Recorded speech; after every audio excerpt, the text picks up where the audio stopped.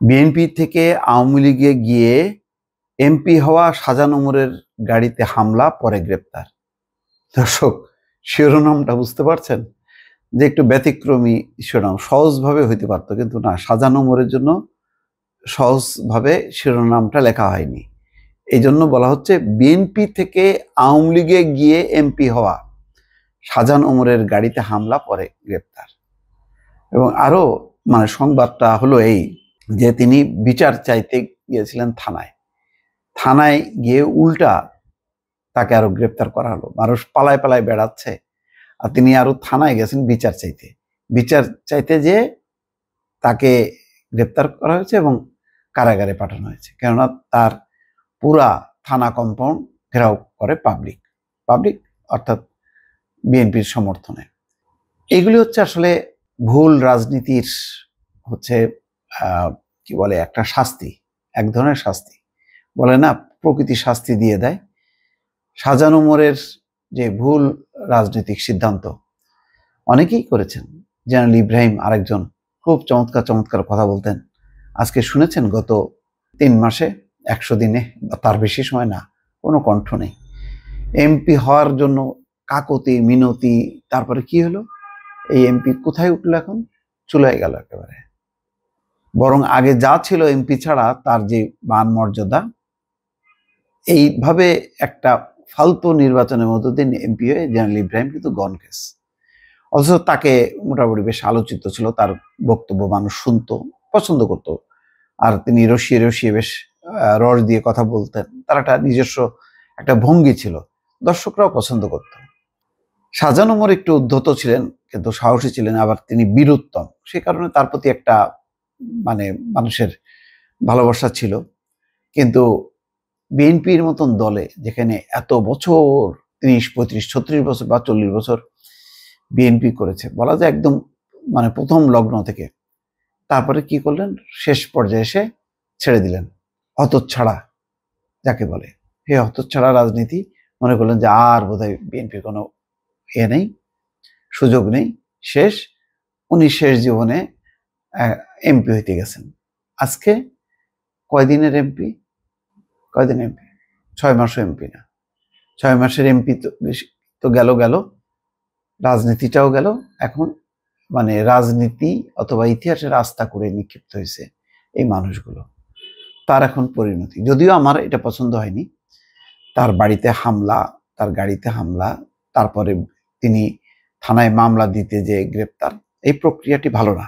কিন্তু বাকি যদি বলেন যে তার রাজনীতি সিলেকশন, রাজনীতির বিচ্যুতি, এই ধরনের একটা গোলমেলে ভেজাল রাজনীতিতে নিজে নির্বাচনে অংশগ্রহণ করানো, এতদিন বিএনপি রাজনীতির সাথে থেকে শেষ বেলায় আওয়ামী লীগের যোগদান, সবই হচ্ছে, এটা হলো চূড়ান্ত অধঃপতনের হচ্ছে বহিঃপ্রকাশ।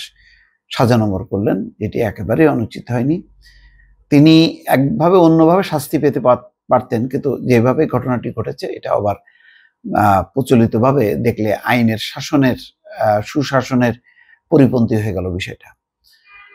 খবরটাই দেখেন, খবরটা পড়লেই বুঝতে পারবেন যে বিএনপি ছেড়ে ঝালকাঠি 1 রাজাপুর কাঠালিয়া আসনে আওয়ামী লীগের মনোনয়নে নির্বাচন করা সাবেক এমপি শাহজাহান ওমর বীরুত্তমের গাড়িতে হামলা ও ভাঙচুর হয়েছে।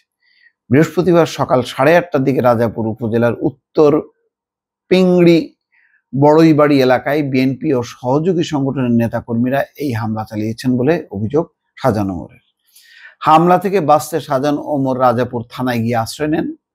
পরে অন্য একটি মামলায় তাকে গ্রেপ্তার দেখিয়ে কারাগারে পাঠিয়েছে পুলিশ। আবার কোনো মিডিয়াতে আসছে যে তিনি রাজাপুর থানায় গিয়েছিলেন মামলা করতে, যে তার গাড়ি এবং বাড়ি যে ভাঙচুর হয়েছে। আগের দিন রাতের বেলায় তার বাড়ি ভাঙচুর হয়, আর পরদিন তার গাড়িতে হামলা হয়। গ্রেপ্তারের আগে মোহাম্মদ শাহজাহান ওমর রাজাপুর থানার সামনে সাংবাদিকদের অভিযোগ করেন, আজ সকাল 8:30টার দিকে বরিশালের বাসা থেকে রাজাপুর আসার পথে উত্তর পিংড়ি বড়ইবাড়ি এলাকায় আমার গাড়িতে হামলা চালায় উপজেলা বিএনপি এবং সহযোগী সংগঠনের নেতাকর্মীরা। এর আগে গতকাল বুধবার সন্ধ্যা 7:30টার দিকে রাজাপুর উপজেলা সদরের গোডাউন ঘাট এলাকায় আমার বাড়ি মাহাজাবিনে হামলা চালিয়ে ভাঙচুর করে বিএনপির নেতাকর্মীরা। সকালে শাহজাহান ওমরের গ্রেপ্তারের দাবিতে ঝালকাঠি শহরে জেলা বিএনপি বিক্ষোভ মিছিল করে। গতকাল বুধবার রাতে রাজাপুরের বাইপাস এলাকায় উপজেলা বিএনপির একটি মিছিল বের হয়। এ সময় আধা কিলোমিটার দূরে অবস্থিত রাজাপুর উপজেলা সদরের গোডাউন ঘাট এলাকায় ওমরের বাড়ি মাহাজাবিনে হামলা ও ভাঙচুর চালানো হয়। প্রত্যক্ষদর্শী মোহাম্মদ রফিকুল ইসলাম দুলাল জানিয়েছেন যে গতকাল